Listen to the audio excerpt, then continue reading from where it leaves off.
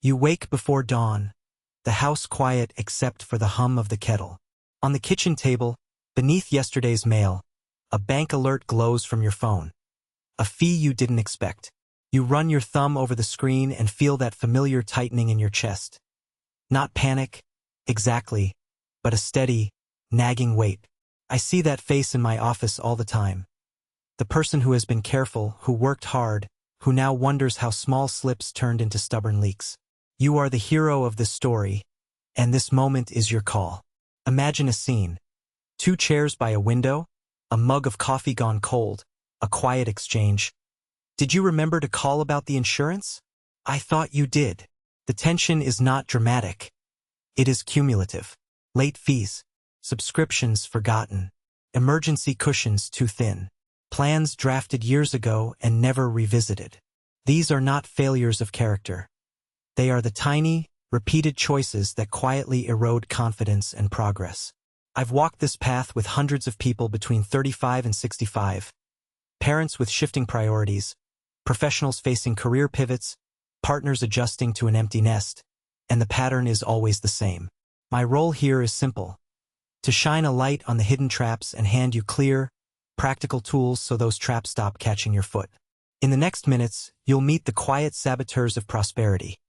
Emotional overspending after a stressful week, the comfort of ignoring a low emergency balance, the blind trust in fee-heavy accounts, the inertia that lets outdated plans steer your future. I'll show you how small, deliberate course corrections feel less like sacrifice and more like reclaiming control. Listen for the moments that hit you between the ribs. A memory of a bill you postponed, a savings goal paused. If this resonates, give a small thumbs up and stay with me. I want to know, which of these mistakes do you think you make most? Subscribe if you'd like the step-by-step map ahead. Now, step with me into the first trial, recognizing the exact habits that cost you most and naming them so they lose their power. The afternoon light slants through the kitchen blinds as Maria pushes a stack of envelopes into a neat pile and exhales. Her laptop shows another month of subscriptions she barely remembers signing up for. Her phone buzzes with a sale notification timed precisely for when she feels tired and vulnerable. Across from her, Tom stirs his coffee and says quietly, "We've been talking about an emergency fund for years. Maybe it's time." His voice carries relief and a little shame. That small exchange is the moment things start to change. The recognition that these tiny, repeated choices are not random bad luck but a pattern with a name. You see it everywhere.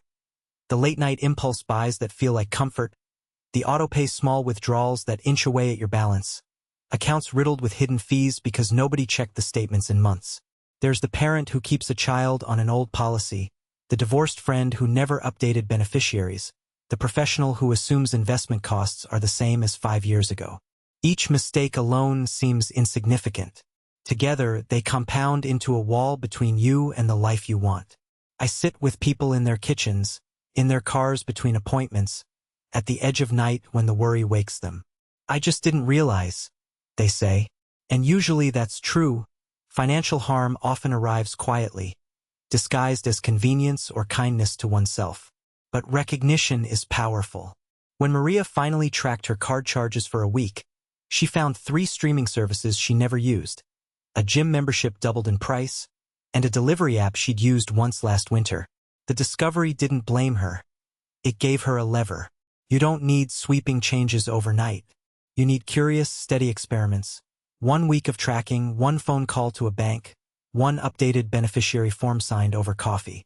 Those small trials begin to reveal the leaks.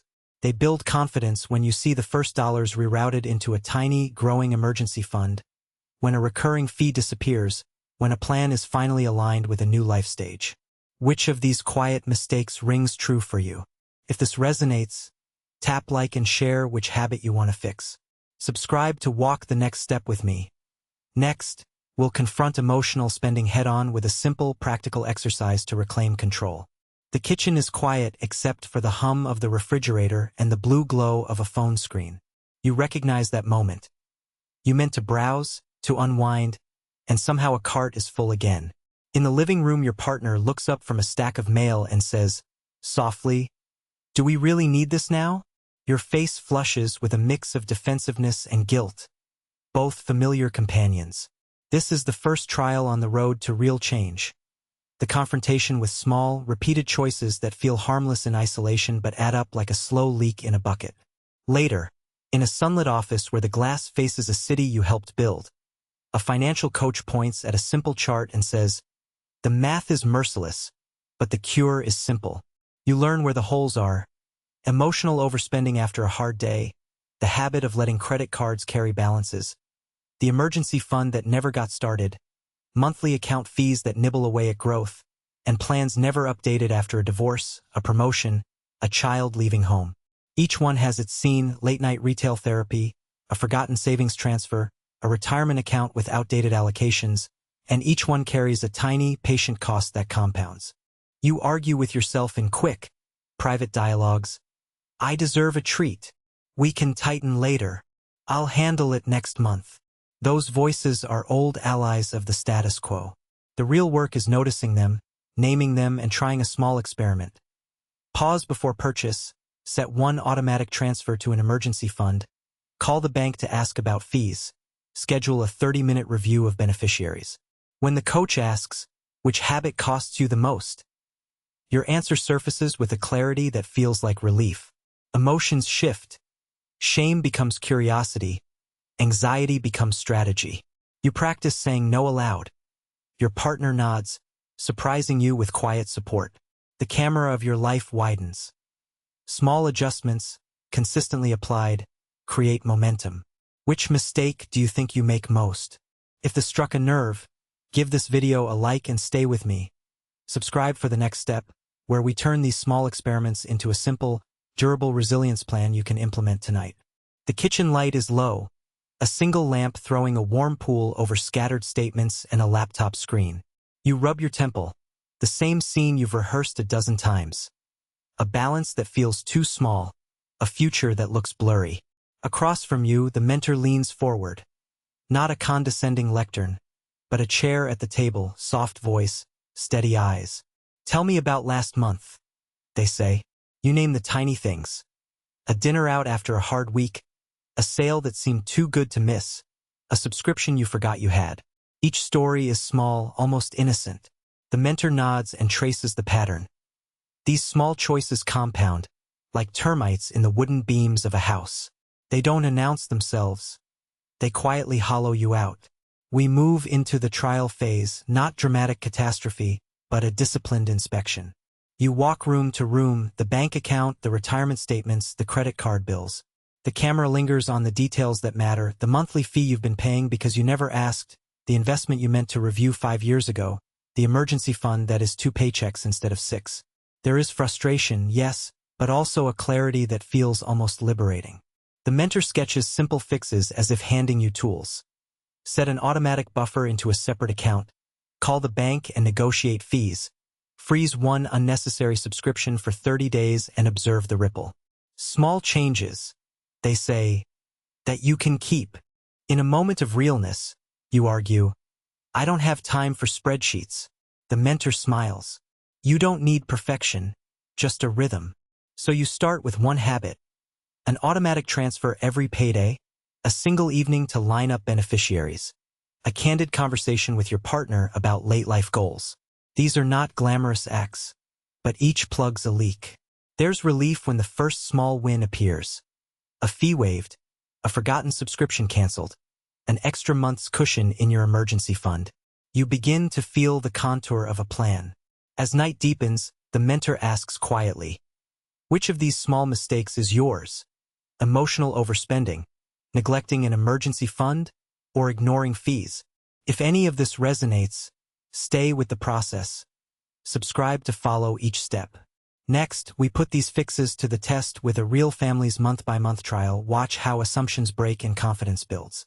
The kitchen light hums low as you spread bank statements across the table. A half-drunk cup of coffee cools by your elbow, the sound of a late-night news anchor threading into the background. Your partner leans back in the chair, rubbing their temples. "How long can we keep doing this?" they ask, voice equal parts worry and hope. That moment, thin, honest, real, is where most journeys turn.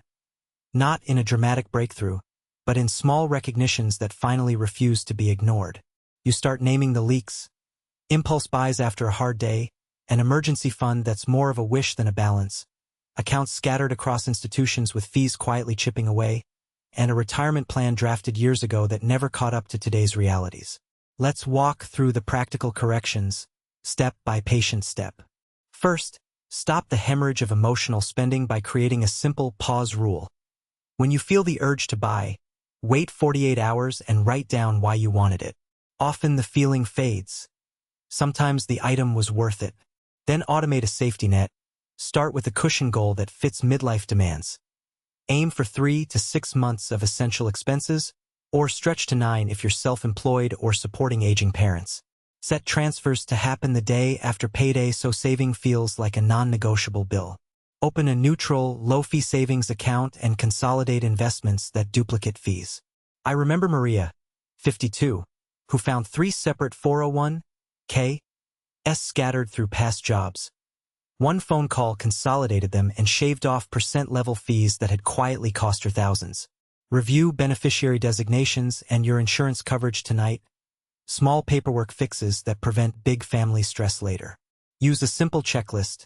Pause rule, automated transfer, consolidate accounts, review beneficiaries, update goals for 5 and 10-year horizons. You don't need perfection. You need momentum. In the quiet at the table, you and your partner can decide which leak to plug first. Which of these small errors feels most like yours? If this is resonating, consider subscribing so you don't miss the next steps, where we turn these fixes into a resilient midlife prosperity plan with rhythms you actually keep. The kitchen light is low, the table littered with receipts. The faint hum of the refrigerator keeps time with your worry. You read the bank alert again. Another monthly fee, another reminder that the small things are quietly taking more than you thought. Across from you, your partner traces the rim of a coffee cup and says, almost whispering, "We keep patching leaks, but the bucket's still draining." That sentence lands harder than any headline. In a moment that feels both ordinary and decisive, the ordinary habits you defended as just once or this month start to look like a pattern. Late-night impulse buys framed as harmless treats, skipping the emergency fund because taxes and tuition pulled more than expected, letting accounts sit with forgotten fees because change felt too hard. You remember Claire, 48, at the grocery store, her cart full, phone in hand, convinced a sale made it smart. She told herself a dozen rationalizations until she saw the balance and felt the familiar pinch of regret.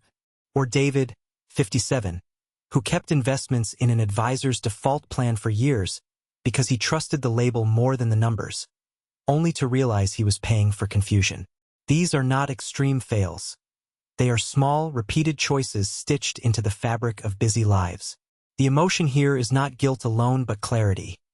The calm, clear sight that shows where habits meet consequences. In the quiet that follows, you begin to test new reactions. When the craving to buy appears, you breathe, wait 24 hours, and notice how many urges evaporate. You open your accounts and see the fees in plain sight. With steady hands you mark the ones that must go. You say aloud to your partner, "Let's build a small cushion, enough to stop the panic." And the sentence becomes a plan because both of you say it. These tiny trials are the proving ground. Small frictions, tiny automations, a name for the money you won't touch. They are not dramatic, but they are durable. Which of these quiet mistakes do you recognize in your own life? If this resonates, give a like and stay with me. Next, we'll turn these discoveries into a simple, practical checklist you can use tonight to start plugging the leaks for good.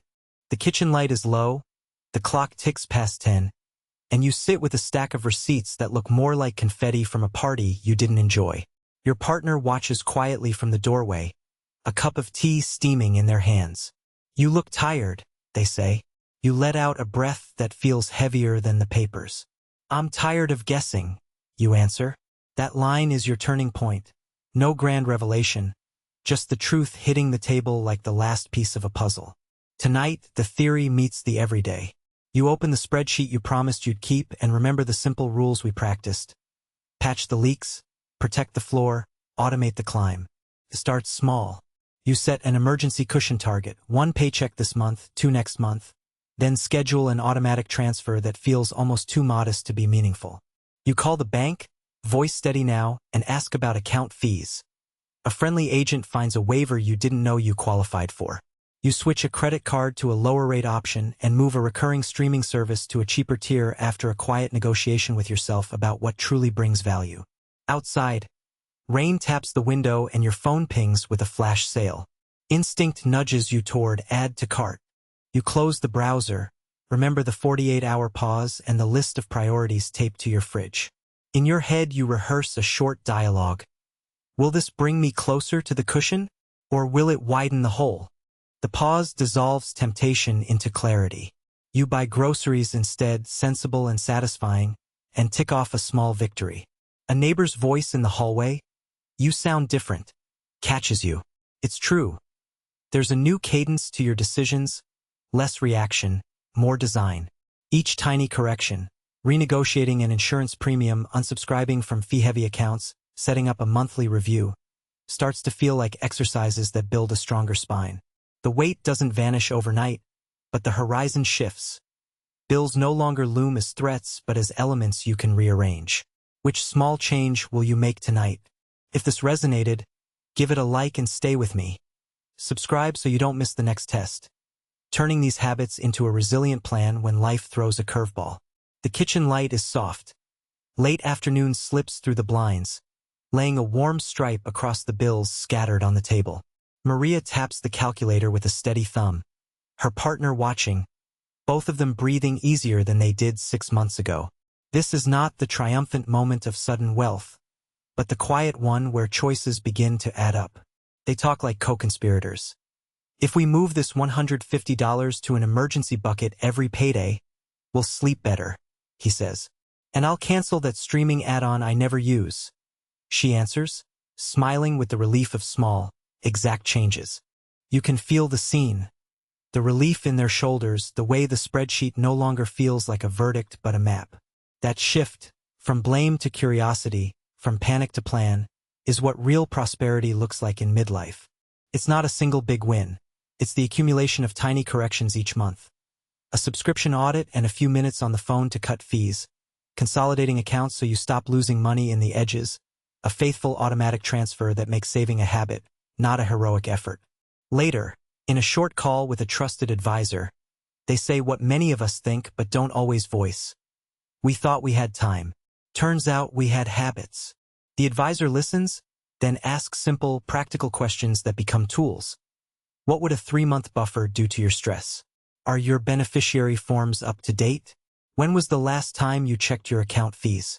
Each question is a lantern, illuminating a small fix that compounds into stability. You watch as they make one more promise, to review their plan every 6 months, to update it when life changes. There's a cinematic close-up of a calendar with a tiny note. Check fees. Update beneficiaries. Emergency fund.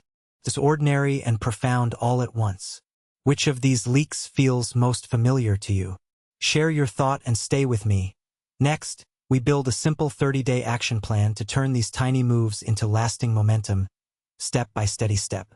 The kitchen light cuts a soft rectangle across the table as you and your partner sit with bills and a laptop between you. You can feel the weight of years, mortgages, school fees, a parent's health, the quiet gnaw of what if that wakes you at 3 a.m. I imagine you there, hand on a mug cooling in the early hour, asking, where do I even begin? The answer is quieter than you expect. Begin with one tiny, repeatable victory.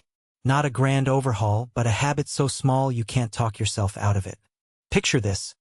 Maria, 48, who'd long blamed her credit card for her stress, takes a breath and sets 2 rules. Rule 1. The 48-hour pause before any non-essential purchase, no impulse, just space. Rule 2. An automatic transfer of $50 to an emergency account the day she's paid. 3 months later, the pair of rules has become muscle. The pause stopped 5 unnecessary purchases. The emergency pot swallowed a sudden car repair without panic.